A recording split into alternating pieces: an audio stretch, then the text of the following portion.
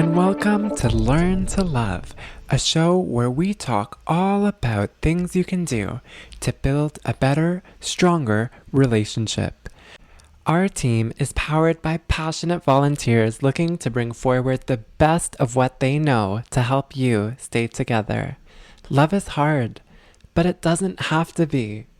Our podcast, articles, and videos feature insights from the latest research on relationship psychology, intimacy, conflict resolution, parenting, and more.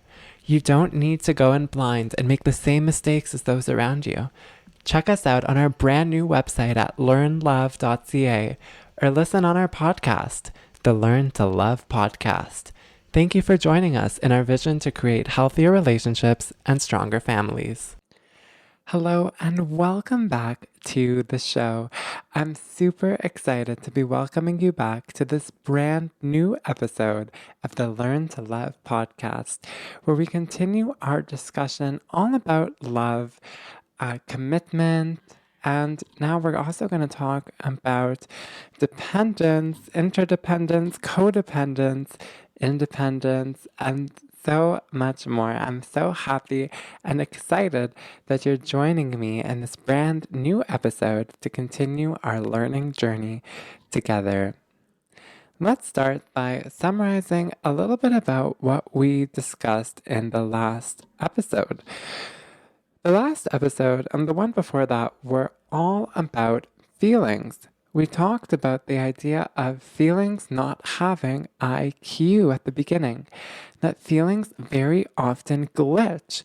We feel one thing, but we're not actually sure what that feeling means, where it's coming from. For example, we may be very hungry or very tired, and instead get very agitated with our partners over something that is really minor at the end of the day, and then we regret doing that.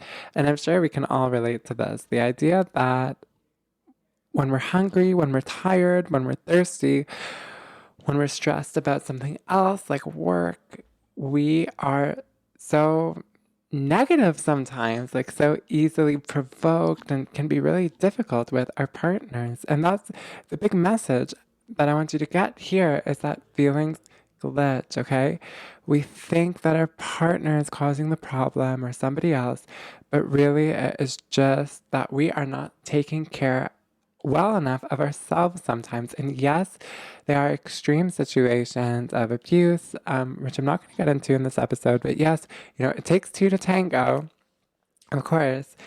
But I want you to think about your own feelings and how they relate to your actions too. Okay, Gretchen Rubin talks about this in her book, The Happiness Project, where she discusses that if you act happy, you'll end up feeling happier. The fake it till you make it idea, that if something isn't working for you, you can change the way you act, and eventually it will come. If you act happy, you'll eventually feel happy, okay? There are a lot of benefits to being happy, not just for your health, but that you are more fun to be around by your peers in general. And we'll talk all about happiness in a later episode. But the idea I want you to understand here is that if you are not taking well enough care of yourself, like if you are not exercising enough, if you're not sleeping enough, you're going to feel bad. And this is really kind of common sense.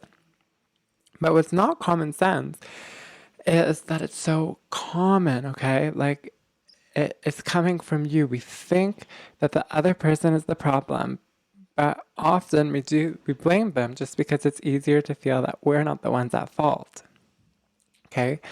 But you always have to ask yourself, am I taking care of myself? Am I giving myself what I need to thrive? Sleep, food, okay, healthy, good food, enough water, enough exercise. We talked about why exercise is so, so important. Also, like, for example, some people find a house full of clutter really stressful. Like, is your house full of clutter kind of thing?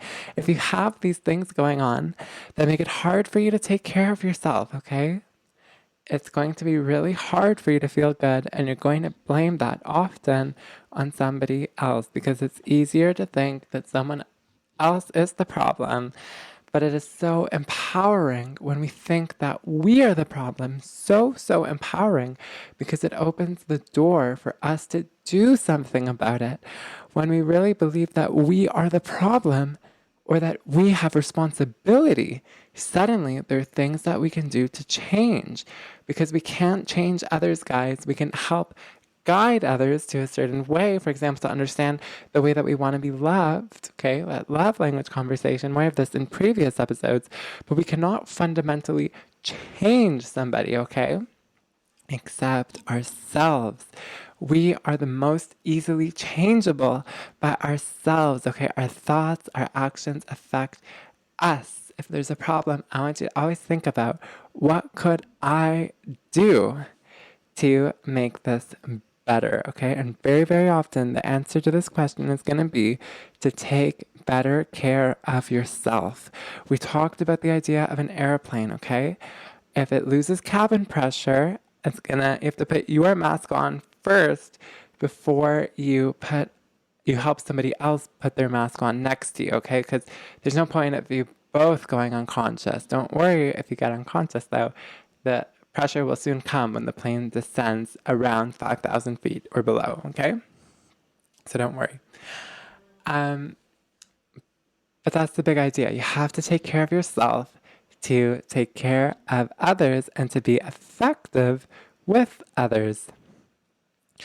Now, that was like the first episode, okay, that we talked about on feelings. So the episode before last one.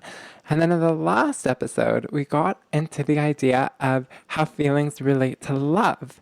And we said that love is commitment in spite of feelings glitching sometimes. Love is commitment in spite of feelings glitching sometimes. Our feelings are always going to glitch, okay? They're less likely to glitch if we take really good care of ourselves. But regardless, there are still going to be times when they glitch. It could be related to our hormonal cycles.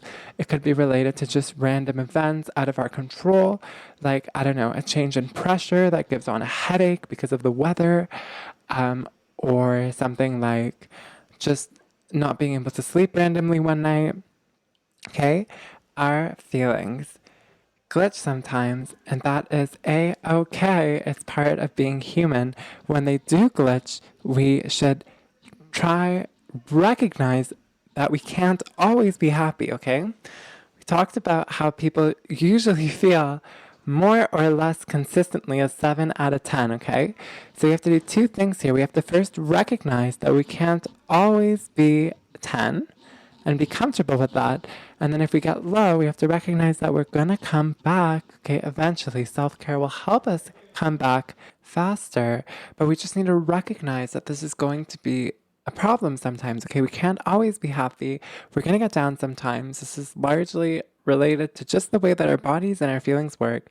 And if we feel really negative, that's not a sign that the relationship isn't working out, okay? I mean, if you're consistently feeling negative from the person over a long time, then yeah, okay, maybe there's a sign that something's going wrong. By a long time, I mean 2 weeks or more. But most of the time, if there's just one thing that I could get across is to ask yourself, how am I responsible? How could I be responsible? And just recognize that our bodies are, in general, going to lead us to feel down sometimes. It's just the way our feelings work.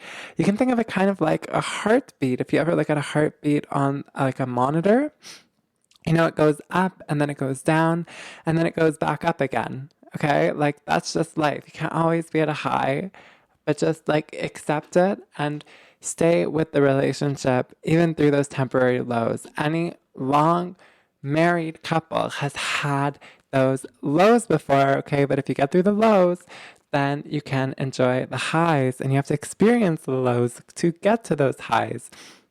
That's why we have struggle as a phase in the relationship, okay? It's a little bit hard to learn how to work together at the beginning, okay? And even up to 2 years in, okay? But eventually you'll get it. If you just keep working on it, you'll learn how to work together, and your relationship will grow to something that is so beautiful and so much stronger than it would, like, and more happy. You know, you'll be happier. You'll have like so much more to look forward to than you would be if you were just alone without that relationship. And those love languages and those other like discussions that we talked about can help you accelerate that struggle phase. So just really communicate with your partner, and learn what they need from you and what you need from them a little bit faster, okay? It's going to make the struggle a little bit easier because it's going to set you up with the right conversations to get the information that you need to get to working. Super. Now, in this episode, I want to talk about a relationship in terms of independence, interdependence, and codependence, these things, okay? The difference between having a relationship, like a positive relationship, and then needy dependence, which can be very negative, and some things that go along with that. So first off, let's just get right into the differences between independence, interdependence, and codependence. I actually didn't know about this well after I started my research. And I found the differences quite surprising. And I'm going to give you an analogy too to help you think about this and understand it a little bit better. So what is independence? Independence, we learn from, a very young age, being things that we can do on our own. So for example, as we learn to get dressed on our own as children, use the washroom, like how to be alone at when we're at the park, we don't need our parents. I mean, our parents are watching us, so we don't need to always play with the parents. We can learn how to play with other children. All of that builds independence. Eventually, we get a little bit older, and our parents trust us being alone at the house. That is also, independence, ability to entertain ourselves, to be responsible, independence, doing things on our own. Okay? Now, we talk a lot about relationships and why they are, so important. And, you work as a team and it's better when you're a team. But then we also say that independence is really important. So then what is the difference between this independence and interdependence then? So now interdependence is I can do most of the things on my own, but I come to my partner for needs that are beyond the scope of what I can do on my own. So I'll give you an example. This would look like I can entertain myself. I can be alone. Okay. Like I like to, I don't always need you to be around me. Like you can go out with your friends and I can read a book. I can take care of all of my basic needs. Like I can cook dinner for myself. I can make my bed. I can do my laundry. Like I could survive without you. I could function without you, okay? But for some things that are beyond me, I feel comfortable coming to you for help. So that could look like, let's say that you get into a conflict with a family member or a friend and you're really down and you really need someone to talk to. You don't always have to go to your partner. Like you could go to a friend or something too if you have that set up and you feel safe doing so. But just the ability to feel open, coming to your partner to share how you feel, feeling open to say something like, honey, I'm feeling a little bit down right now. When you have time, is it okay if we talk a little bit about, I don't know, like how I feel? Like that's not selfish. Sometimes some people think it's selfish, but if you do it for your partner too, I mean, that's what partners are for, right? Partner, you're like a team. You're helping each other. And a great thing that comes with relationships is for the ability, the opportunity for couples to help give emotional support. That actually makes people closer. This is talked about it in Daniel Goleman's Social Intelligence. He makes kind of a joke about this. He says, if you want to get closer to your neighbors, ask them to do you a favor. Say something like, hey, I don't know, do you mind watching the dog? Or I didn't use this exact example. Or like, hey, do you have a ladder? Could you help us, put something up? Hey, like I noticed that you have lots of nice flowers. You seem really good at gardening. I bought these flowers. Could you help me put them in the ground kind of thing? Or could you give me some tips on how to, go about making a nice garden? Because when you do someone a favor, it makes you feel closer to them. This goes back to that episode on giving. When you give to somebody, your brain has to justify that you gave to them and you're going to end up feeling closer to them. because you gave. So like you don't want to feel like you gave for no reason. So your brain will sometimes subconsciously not trick you, but just seed the idea that it was a good idea to give because we want to feel that we were good giving, that it was a good decision that we made. Okay. Um, and we're going to feel closer to that person. And also there's this reciprocity that's going on. If somebody gives you something, you feel like you want to give back to them. So like, they helped you plant your flowers. Maybe then you'll invite them for tea or for dessert, or maybe you're new to the neighborhood. You want to know a good place to walk. They'll give you some ideas for great trails, and then you invite them to go with you, and you, I don't know, like share an interesting story with them. This is going to help you come close to your neighbors. But the same concept, okay, with our partners too. There are some things beyond ourselves that we don't need to always feel like we have to do on our own, okay? So that's like emotional support, okay? Physical support too. Sometimes we just really need to be hugged. We just want to be hugged. That's okay. That is why we have our partners there. If we feel down and we have a safe and healthy relationship, it is totally okay to ask your partner to hug you, okay? If they're comfortable with it. And I'm sure that it will make them feel closer to you too because of that whole reciprocity and just connection, guys. People like connection. When you ask for a hug, you're leaning into your relationship. You are creating an opportunity for connection. Because hugging goes both ways. Like you feel good that they're hugging you and they feel good that they're hugging you. It's like a win-win. Okay, so that would be interdependence. Independence is doing things by yourself, okay? Now, this is like good for your basic needs, okay? Doing your laundry. I mean, you guys can cook together and do laundry together, but you should know how to do this yourself and have just your basic like self-esteem needs met too. Like, it's not your partner's job to boost your self-esteem. I mean, it's great if they do, but you should be able to have a stable self-esteem without your partner in the picture. Okay? Like, I know that people's self-esteem gets a hit if they lose their partner, but I'm just saying, like, you want to be able to function as a human being without your partner. Like, if you say that your partner, like your partner is like the sole reason for your existence kind of thing, and you would like die, if you couldn't be with your partner. I mean, I get it if you've been with them for your whole life and you're like very old. And you really, some people really feel this, and there's this saying that you can die from a broken heart, okay? But I'm just saying it's not so healthy to put that much pressure on your partner. You want to be able to function as a human being. You want to have friends outside the relationship. We know this, okay? But you need like sources of positive self-esteem that come from outside the relationship. You need to be able to be alone to entertain yourself, okay? You can't always need your partner for everything, or that is just needy dependence, okay? Needy dependence is when you're essentially like a baby in a sense. That's kind of a needy dependence because although the relationship does go both ways, because a baby gives a parent extraordinary joy much of the time, not always, but much of the time, and gives us a tremendous source of meaning and positive feeling in the parents, gives them almost like a will to live. A baby is essentially like extremely needy on the parent for every aspect of their survival. If a parent left a baby for 24 hours, God forbid, and didn't leave them with anyone to feed them, hold them, care for them, not only would that be child abuse, but the baby could also die. Okay, like babies need parents, need adults, need people, okay, like to raise them. They're extremely dependent on the others around them. Now, a fundamental part of growing up is when you become less dependent, okay? So, baby needs an adult for everything. As you become a teenager, you start to push back a bit. And then as you become a young adult, it's like, oh, I don't need adults for anything. It's like, I'm so independent. I could do anything. What do I need others for?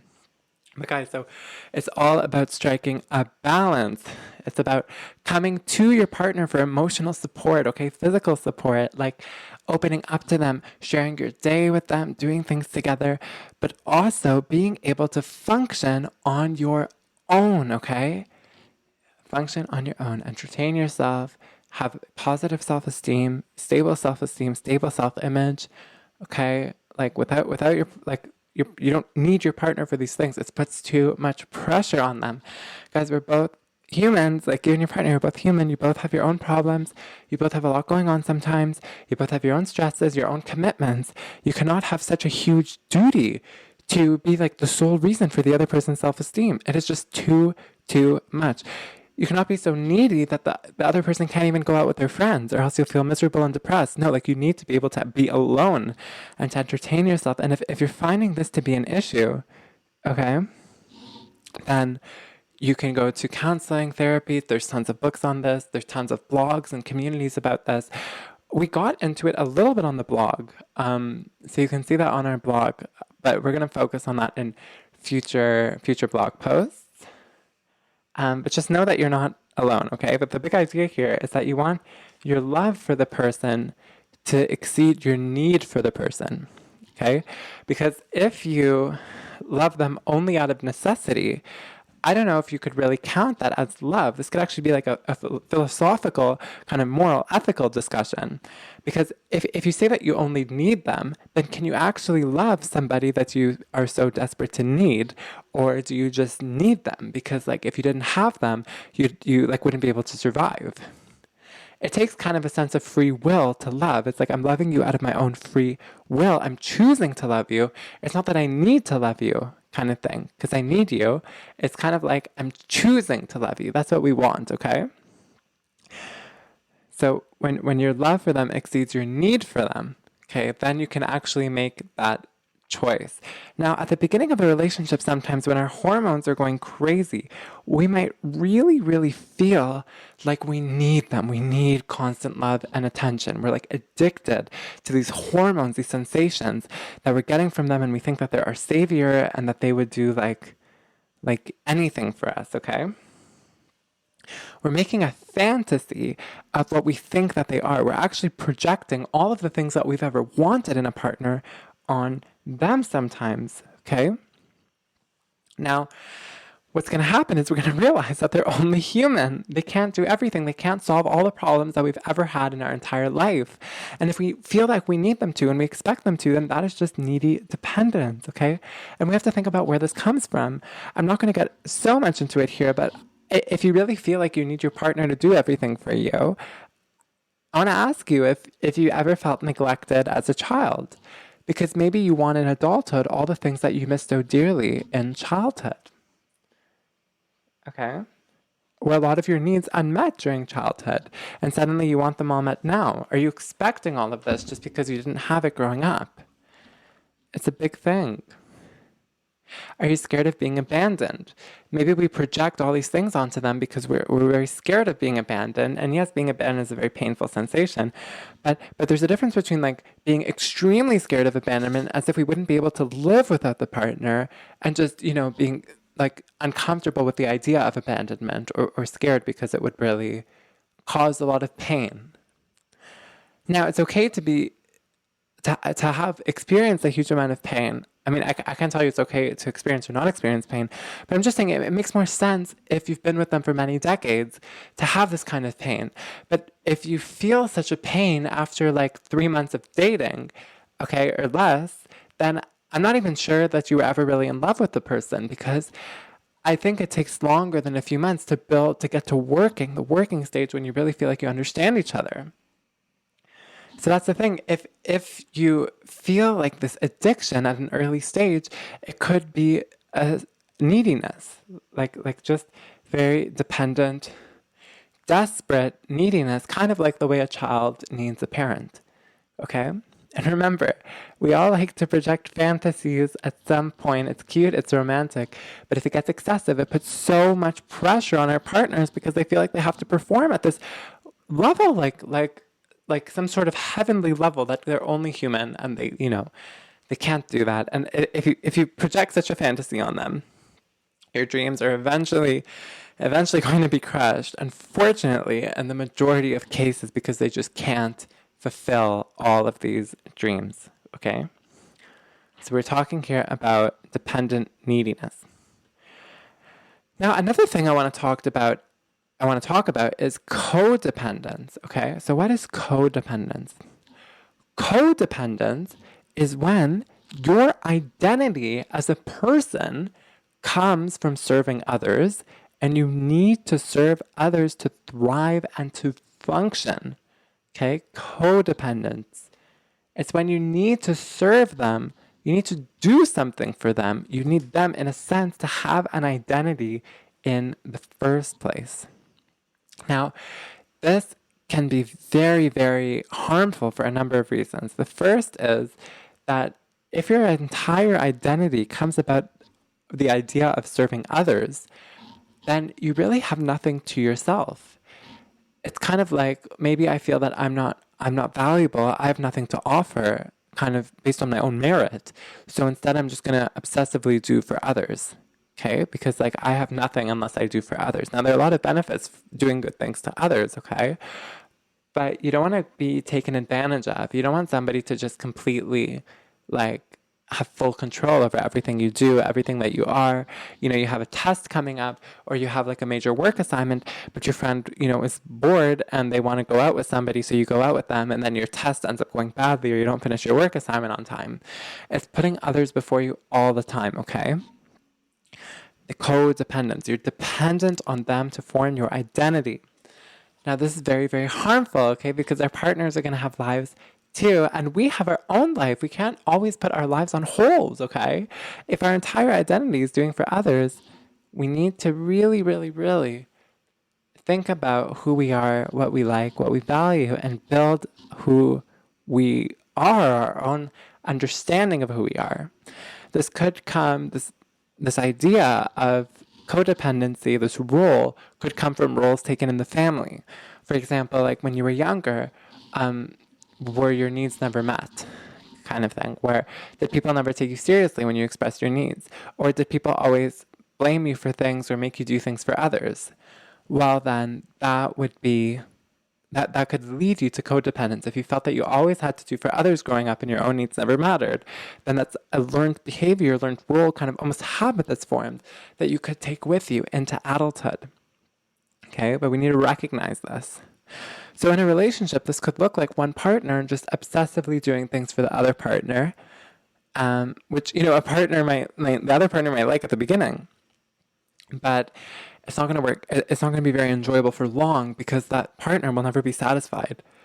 The one who's always doing will never be happy, because they're almost numbing, in a sense, an essence of who they are. It's kind of like I don't know who I am, so I'm just going to keep doing for others. But it's not going to fully satisfy them in most of the case. And most of the time, they'll always feel like something is missing. So if there are a lot of benefits for doing things for others in the short term and just in general, but you should put a limit on the amount that you do for others. You have to always take care of yourself first. Big theme throughout this podcast is I have to take care of myself to take care of others, okay?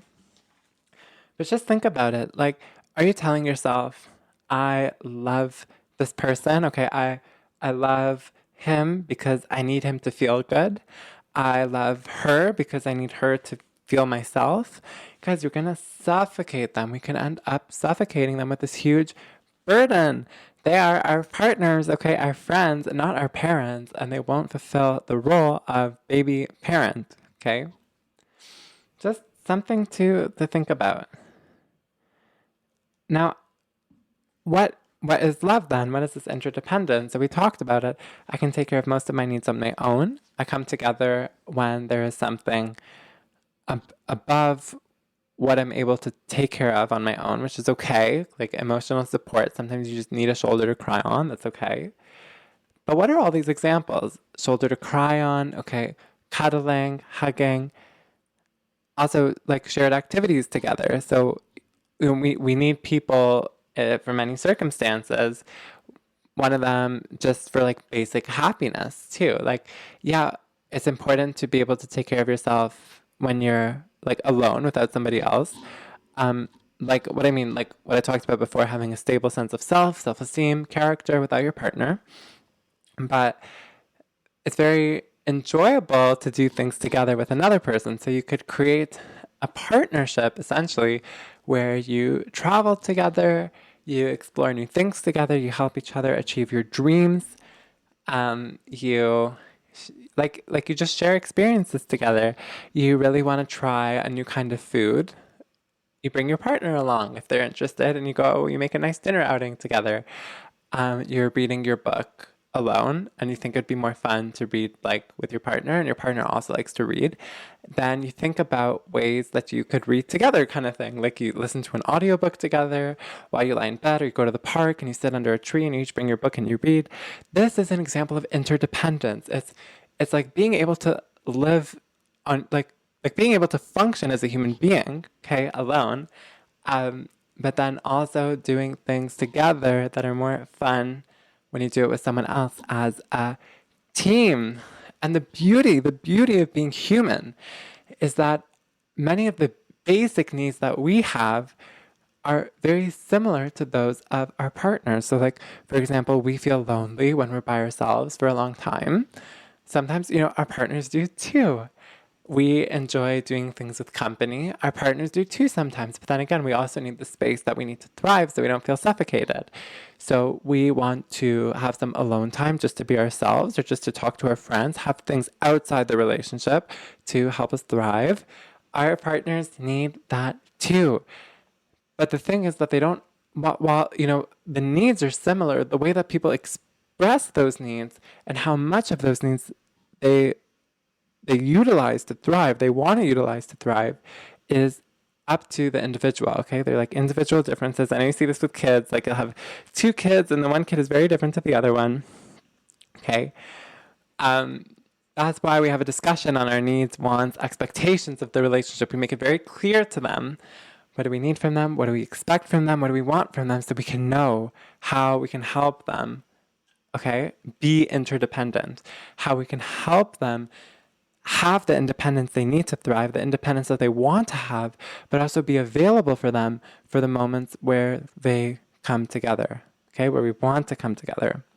A way you can think about this coming together too is like a third entity. Okay, so in an unhealthy relationship, the relationship is kind of like one entity kind of thing. It's like you and your partner in this one bubble, and there's nothing outside of that bubble.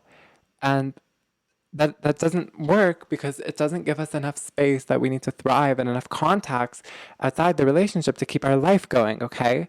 Like we can't be independent if the relationship is like our whole life, okay? Because if our partner is doing everything with us all the time, then how can we be independent? Like there aren't even opportunities to be independent. We're going to both feel suffocated. Remember that analogy with a tree.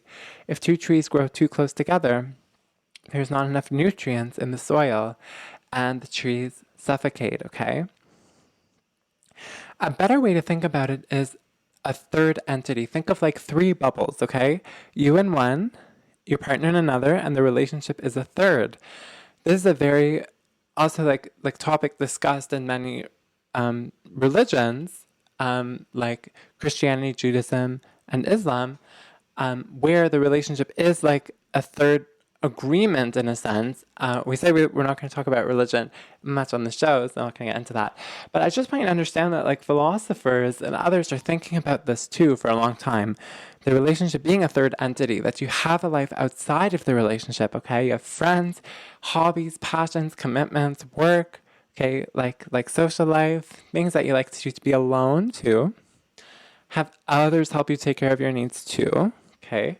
And the relationship is a place that you come together when you feel like you can't take care of it on your own, okay? Just remember that three bubble kind of thing. You, your partner, and the third bubble being that relationship. You want to be able to live, thrive, and enjoy your own individual bubbles too. And have that discussion with them, needs, wants, and expectations, to know what your expectations are between moving between those bubbles. Now, another analogy that I want you to think about is a house. I like using house analogies on this show because everyone can relate to like a house. They know what it looks like. A lot of people know what it feels like, or that most people have been in a house before. I know in like developing regions that may not be the case, but most people can still understand the concept of a house, what it looks like, okay? Now, a house, and actually virtually any building, has a foundation, okay? it's kind of like the tree. It's like just as, well, not just as much, but like very much underground as much as it is above ground to prevent the building itself from just sinking in the soil or whatever it's built on out of weight. Okay?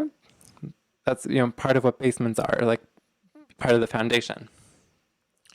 Now, I want you to imagine that you and your partner are the foundation to a house. And the house is kind of the burden of life and all the experiences that make up life and challenges associated with life itself. So I want you to imagine that like you are one cylinder, your partner is one cylinder, and you're on opposite ends of this house at the underneath it. Okay? Or you can imagine, if it's easier, imagine like a flat surface, like a, I don't know, soil or something, with two cylinders on it, one on each side, and then a house on top. Now, the more that you fill yourself up before you get into the relationship, the more you understand who you are, how to be independent, how to navigate life, how to take care of yourself, okay, how to have friends, how to succeed in work, how to make goals and keep them and be disciplined and, motivate yourself.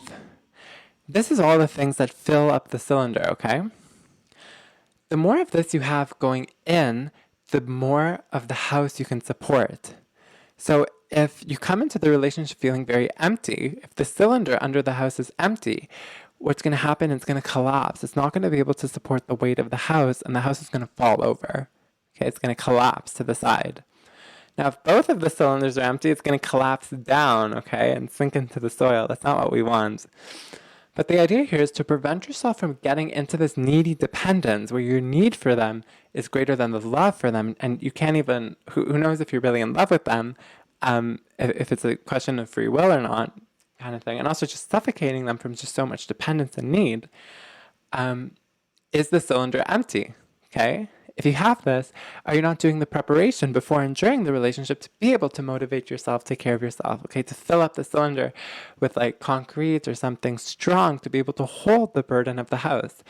Life has a lot of stresses, okay? Life is very beautiful, but there's a lot of challenges involved, like, with children being unpredictable, with work, with the situation in the, economy, world, unpredictable. All of these things are like the burdens that go onto that house. But the more you fill yourself up, the more you learn to take care of yourself, the less dependent you're going to be on your partner, the more comfortable you're going to be coming to your partner for help, the more satisfied you're going to be with your relationship and also with life in general, guys. It feels really good to be able to take care of yourself, okay? And it feels really good to feel confident that you're able to take care of yourself and comfortable going to your partner for needs that are above you, okay? Like needing a shoulder to cry on, needing somebody to hug. That's okay. Those are great needs, as long as you don't always need them, or else, suffocation.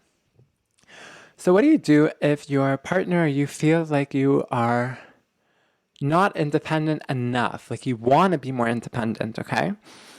Well, my advice here would be really to just try fake it till you make it, okay? We talked about this. If you act a certain way, you'll eventually end up either through habit formation, we talked about this all in our section on habits, or just through like the skills you pick up on the way, or through the identity that you start thinking of yourself now that you do that, you will become that. So, not in every circumstance. If you fake flying, you're not going to be able to magically learn how to fly. But if you fake trying to be more independent, eventually it will come to you. You'll start to recognize opportunities more to learn, and you can learn this kind of stuff too. And so, for example, like, make a list of that you think independent people do, or like things that independent people are really good at. Maybe one of those things could be like meeting friends, arranging events with friends, okay? Speaking on the phone with other people outside of the relationship so that we can be able to support, have some emotional support outside, and we're not fully dependent on our partner for all our emotional support, because that's like a huge thing to ask from them. How could we do that? We could think about who were we friends with in high school and elementary school and university. It's easier than ever today to get in contact with people through Facebook and through other social media tools, and also through online video streaming. Just reach out to them. Say, hey, long time. I know we haven't spoken in a while. How are you doing? kind of thing. Maybe you won't be best friends anymore like you were then, but at least you can speak to them on the phone once a month, and that's a start in emotional support. Another thing is you could look for events to meet people. What's an excellent way to meet people is through doing classes. Classes, like you could go to the gym and you can start a yoga class, a dance class, a karate class, and just start to meet people and make friends with the people in that class. Okay, when you cross paths with people, you like event, and you're friendly and you smile. You'll start to meet them also with your work, kind of thing. Like who are people at your work that you want to get to know more? Why don't you arrange like a video call once a month where you guys talk about how things are going? Or have you ever tried inviting people over to your house for dinner? Like, these are all things that you can do to build a support network outside of just your partner to make less of a burden on them. It's going to help you love them more out of your own, again, free will, and less out of needy dependence. Another thing you can do to start feeling better, like we talked about in the earlier episodes, is just exercise, sleep better, eat better, drink better, okay? Drink more water. How can you learn to eat better? Go online. There's like a million YouTube videos and recipes online for free that will teach you how to eat better. I know there's a lot of conflicting information, but also just check out your country's food guide. Like here in Canada, you can see Canada's food guide. It'll give you great free knowledge paid for by your tax money on how to eat well, how to exercise well, and so much more you can find online. The more you take care of yourself, the less burden you're going to put on your partner, the more you can love them, the more you can be independent and feel comfortable being interdependent, and the less codependent, okay, he'll have to be. It's going to be so much easier for you and your partner. You're going to feel so much better, and you're going to really start to love them in a whole new light, a true love, not a needy love, okay? And for codependence, specifically, if your entire identity comes about hosting others, taking care of others, and you really don't know who you are, and you feel very lonely, very sad whenever you're by yourself, and you feel like you always need people, okay? There are things you can do to take better care of yourself, to explore who you are. Maybe you never had the opportunity to have your needs met and explore who you really are as a person. But it's never too late to start. You can have a new hobby. For example, reading, running, cooking. You can learn to do that. You can start journaling, writing a diary, of things that you want to think about yourself, things that you want to do, or things that you're grateful for, appreciate in your life. You can start to think more about who you are. Like, what do you like? What do you enjoy? What do other people like about you? What do you want to become?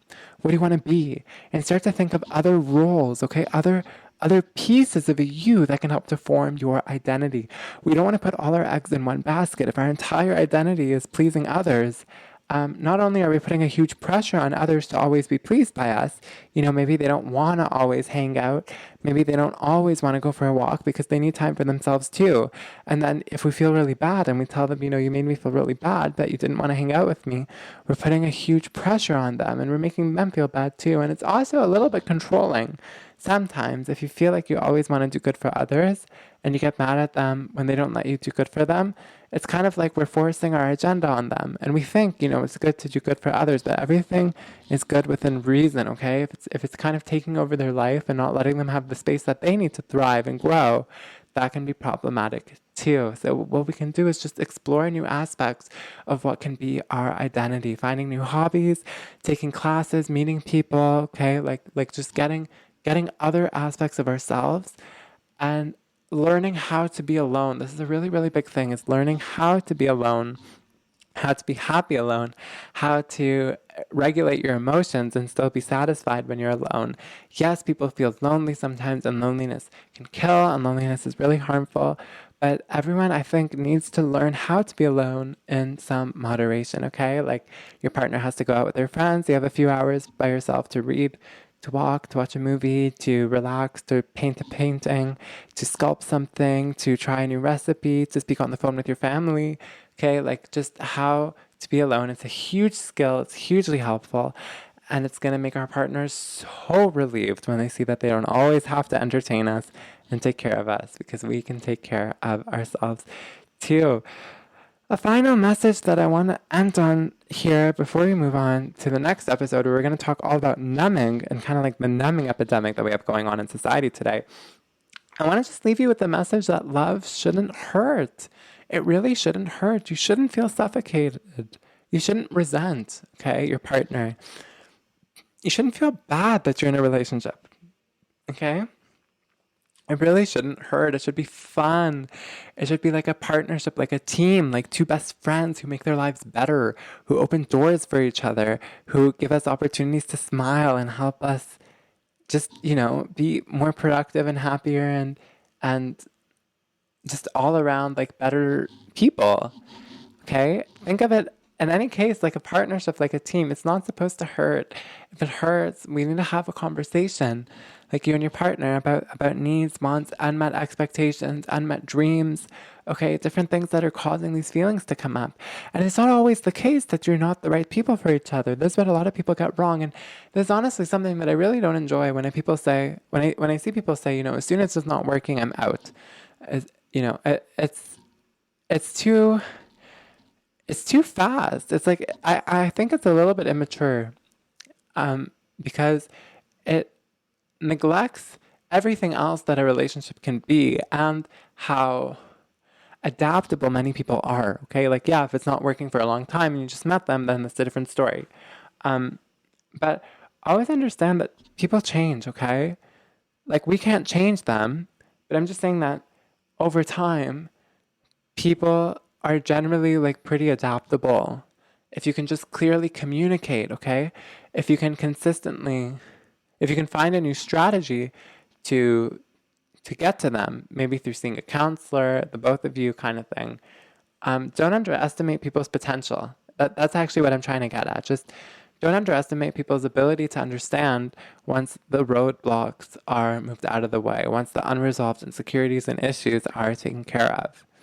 Okay, once the projection and other things that we're doing with our partners and the criticism and contempt and things that are hurting each other are dealt with, okay, in more productive ways, and we learn how to just much more clearly express our needs. And also to stop judging our partners. Like people are so judgmental sometimes, then things can get better.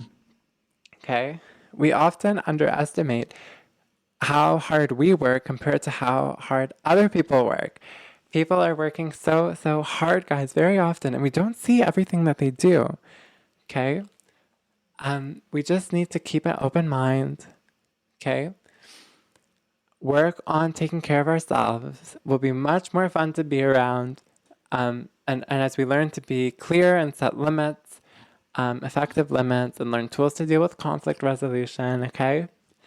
We can help nurture our relationship and make it much more enjoyable and likely to continue to thrive and help us overcome our goals, our dreams, okay, our insecurities, and so much more. And also, not only can relationships be so positive for this reason, but again, as we talked about in earlier episodes, they can also help us to live longer, to be healthier, and so much more. There are a bunch of studies coming out over the past couple of years showing the tremendous positive benefits, health-wise, life expectancy-wise, happiness-wise, of having a healthy and strong relationship, which we can build through the tools discussed in the show.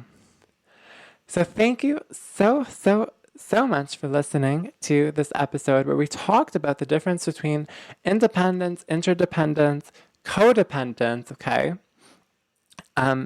Where their roles are in a relationship, how they can be harmful and beneficial, how to use them. Remember, we want to focus on interdependence, taking care of most of our needs on our own, and coming to our partner for things that are beyond our ability to take care of ourselves, okay? But like rarer kind of thing. Like we can take care of 95% of our own needs, and then 5% that needing a hug, needing somebody to cuddle with, wanting to do something together, needing a shoulder to cry on, we feel comfortable coming to our partner. We still need to come to them. We can't only be independent because that's going to bring down our emotional bank account. So we need a balance, okay? And we're going to find that balance through just practice and also just clearly communicating the expectations that we have with our partner about the relationship. okay? Coming together to create connection, but not too much. It's going to lead to suffocation, not too little. It's going to make our partners feel abandoned, okay? But don't worry. Just talk about the expectations. Do some practice. Couples, figure this out. It'll help you get to the working stage and help you really enjoy the benefits of a beautiful, strong, and healthy relationship. In the next episode, we're going to talk all about numbing, how people are trying to numb their emotions through a variety of tools like cell phones, social media, TV, like a whole bunch of other things. We're going to talk about numbing kind of from a societal perspective, from an individual perspective, talk about some books and people's experiences with numbing, and then get more into how to be a little bit more in touch with our bodies and our feelings and why that is so important for our self-esteem. Numbing is also going to be, when we explore, like a reason that some people get into a relationship. They're looking for something extreme, something different to stop them from feeling a certain way that they've been feeling for a while. But as we're going to find out, this often doesn't work if you are seeking a relationship because primarily of numbing, that feeling is not going to go away. It's going to go away at the beginning, but then it's going to come back. Because that's just how feelings work. A relationship can't be like a band-aid to stop a feeling from arising. Okay, we're going to learn how to deal with that so that we can really enjoy the full benefits of a relationship. If you like this show and you want to see more, please check out our website, learnlove.ca, and look at our blog, learnlove.ca/blog. Check out our social media, Learn to Love on Facebook and Pinterest, and Learn to Love Media on Instagram and Twitter. I can't wait to interact with you there. And please send me an email to let me know what you think about the show, what you want to see next, at contact@learnlove.ca. I read all the emails that we receive, and I'm super excited to hear what you have to say. Thank you for taking the time to build a better, stronger relationship and to create a healthier dynamic with the way you treat yourself, okay, with your family, your partner. I hope that this content will help you stay together and give you a more healthier, enjoyable life and experience with your partner, friends, and family in general. Thank you again so much for listening, and I can't wait to welcome you back in the next episode where we continue our discussion and get all into numbing.